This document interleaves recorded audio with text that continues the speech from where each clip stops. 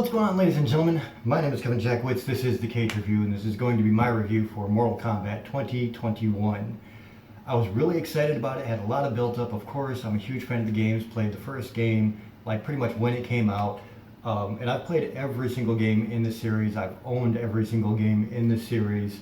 Huge fan of Mortal Kombat 11, and I think since MK9, the rebirth of the franchise has really been exemplified by all the things they've been trying to do in other media. You had the web series that came out, started by Mortal Kombat Rebirth, which was directed by Kevin Tancharoen, and I thought that both Rebirth and the series that followed were excellent.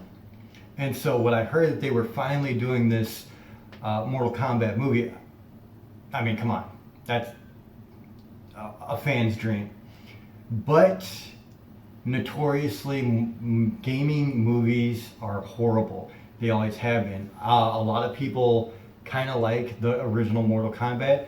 I did only because it had the Mortal Kombat characters, but I actually was not a big fan of the movie. Really, really not. I did love Christopher Lambert, and I love Cary Tagawa. And then you get Annihilation, which was absolutely atrocious in every way that a movie could be. It was one of the worst films ever made. A guilty pleasure for me because, again, it deals with Mortal Kombat characters and lore, but still a horrible movie. So when you talk about this, there was a lot of suspense and waiting for this movie to come out. So directed by, I believe his name is Dennis McQuaid. Let me check that. I'm going to verify. Simon McQuaid. I'm actually not familiar with the director at all. So going into this, you've got a lot of actors and actresses that I'm not very familiar with, and a director that I'm not very familiar with. I feel like it had a lot of very good parts and a lot of very bad parts. So I'm going to try to list off some of the actors and their roles real quick, and then we're going to talk about the performances and kind of how I feel about the movie overall, and then we'll go into the spoiler review. So you have Jessica McNamee as Sonya Blade, Louis Tan as Cole Young. Louis Tan I'm somewhat familiar with. Sissy Stringer as Melina. Hiroyuki Sanada, who is a great actor, plays Scorpion. Ludi Lin is Liu Kang. Joe Taslim is Sub-Zero. Taslim is amazing. Josh Lawson as Kano. And this guy truly is a show stealer. Kano was easily the best part of the movie, in my opinion. And that says a lot because there were actually some very cool things that they did with Scorpion and Sub-Zero. Makad Brooks as Jax, Max Hong as Kung Lao, Tadanobu Asano as Raiden. So let's talk about this movie real quick. Starts out absolutely amazing, and I think for really the first 40 minutes of this movie, I was really invested. I was like, damn, this is pretty good. The first 10 minutes. You are starting out in the Shirai Reiew camp. This is Scorpion's clan, and they've just been infiltrated by Sub-Zero and the Lin Kuei. You don't really see a whole lot of the battle. You just mainly see Sub-Zero, and what he does we can't talk about because that's spoiler material, but he does something really fucked up. And then here comes Scorpion. The fight is on, and it is amazing. Like, it is truly a sight to behold. This fight was brutal. I loved every second of it.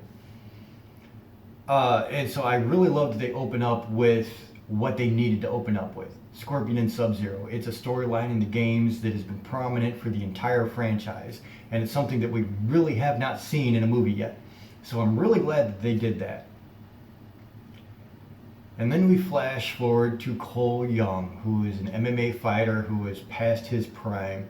He was a champion at one point, and now he's kind of a burnt out fighter who's not doing too well. And this is the new Mortal Kombat character, a new protagonist for the series, for the movie. And he's kind of like our introduction, yeah, that part, into the Mortal Kombat series. And I really, really wish that they had done something different. And it's not a knock to Louis Tan. He's a really good actor. He's a really good action star. But it's what they gave him that was shit. And it really was. This was not good writing. He did not have some very good lines. Um, it just felt very unnecessary to add a new character to kind of introduce us to what we already know as fans. There are a lot of people that are going to see this movie that aren't Mortal Kombat fans, and I get that. But they should have done it a different way. There's plenty of characters in the MK universe that you could have chosen, any of them. Johnny Cage especially. Everybody's been saying that they should have had Johnny Cage as Cole Young, but they didn't, and I don't know why. I don't care why. It was a dumb choice. But he has this marking on him, and Jax also has this marking, and so Jax is trying to find Cole Young because apparently they already know about the marking. And so Sub-Zero, all this time later, he's still around, and he's like the main weapon that Shang Tsung, who is the big bad for this, and he's telling Sub-Zero to go kill anybody with this marking. So Sub-Zero attacks Cole Young with his clan. Jax comes to save him. There's a big fight between Jax and Sub-Zero, and Jax helps Cole get away. And so the fight between Jax and Sub-Zero was awesome. It was gritty. It was everything that you want. So far, all of this is really, really good, except for the fact that maybe they just picked a very uninteresting character after introducing us to Scorpion and Sub-Zero in a very interesting way. Like, you start way high and then you just bring it right back down. That was a bad choice. It was a very bad choice. And so Cole Young has been instructed by Jax to go find Sonya, and this is where they go to go find the temple. And then they meet Liu Kang, they meet Kung Lao, Kano is there with Sonya. And when Cole meets Sonya and meets Kano, Reptile was sent to go kill anybody with the marking, and so there's a kind of a cool fight with Reptile, Sonya, Cole, and Kano. I thought that was a really cool setup there. A couple of things they did with Reptile I actually really liked, and they went with the okay, so for those that don't know, there's a like male ninja version of Reptile, and there's an actual lizard version of Reptile, and they went with the lizard version again, which a lot of people didn't like in the first movie, but I thought this was really cool. I liked the animation. I thought it was very cool. The CGI wasn't bad, so that was all fine. After that, they finally go to Raiden's temple, where they are training to unlock their power, which is kind of the whole scenario for this movie. Is like they're trying to unlock the power that the dragon tattoo holds in them. They call it the Icona, and it unlocks this like magical power. It gives them superpowers basically. And so they're all trying to unlock their power here so that they can fight this contest. At the same time, Shang Tsung, the big bad, is gathering his troops and trying to kill off all the warriors before the tournament for Mortal Kombat ever begins. And they bring in a few characters that I would not have expected them to bring in. One of them was alright, one of them was pretty good, and then the other one was just no, just absolutely not. And we'll get into that in spoilers. But at the end of the day, the new guys are tired of getting their asses whooped, and so Cole Young talks everybody into kind of making their own tournament before the tournament, and they're going after all these characters that are trying to kill them. And so you have this big battle, and at the end of the day, things happen. It's Mortal Kombat. There's casualties. What can you say? I feel like overall it was actually really fun. Like, I honestly had a lot of fun with this movie, way more than I expected I would, because again, especially with the Mortal Kombat movies, they're historically terrible. And this, I won't say it was terrible. It actually had some things that had a lot of promise to it. Like, if they could refine the rough edges for the second movie, I think it would be a very, very good franchise. Like, you've got some amazing actors, you've got some hellacious martial arts in this. The choreography was absolutely stellar.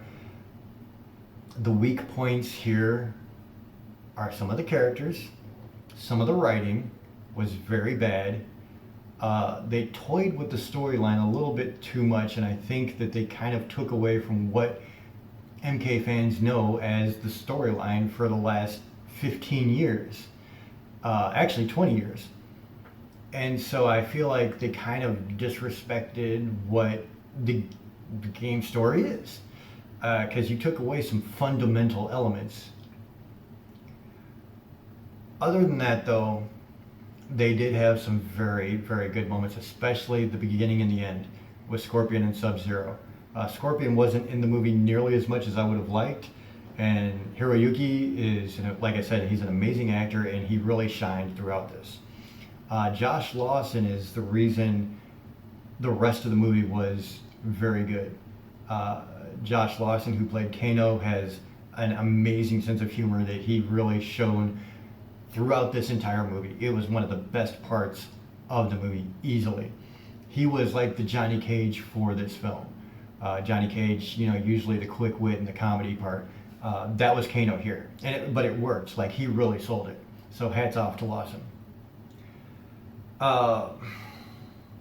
So that, like I said, this is a tough movie for me because there were some actually pretty bad moments, but they had some amazing moments too. Like, as a fan, like, they really had some great stuff, and so you see the potential that they have here for the series moving forward.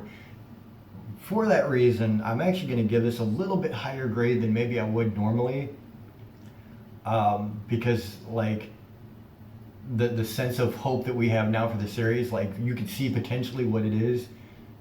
I got to give it a little bit of a higher grade, so I'm going to give it a 7 out of 10. Which, like I said, I think it's being graded on a sliding scale because of the potential. They had some great moments. They had some horrible moments. A couple of things with the CGI was pretty rough. Some of the lines, oh my God, we'll get into that with spoilers. Like, some of the writing here was just bad. They need better writers for sure. That's a given. But at the end of the day, it was really fun, and I had a blast with it. So that's where I'm at, ladies and gentlemen. Let me know what you think in the comments. If you enjoyed this, hit the like button, subscribe, and share. My name is Kevin Jackowitz, Kaged Nation, out.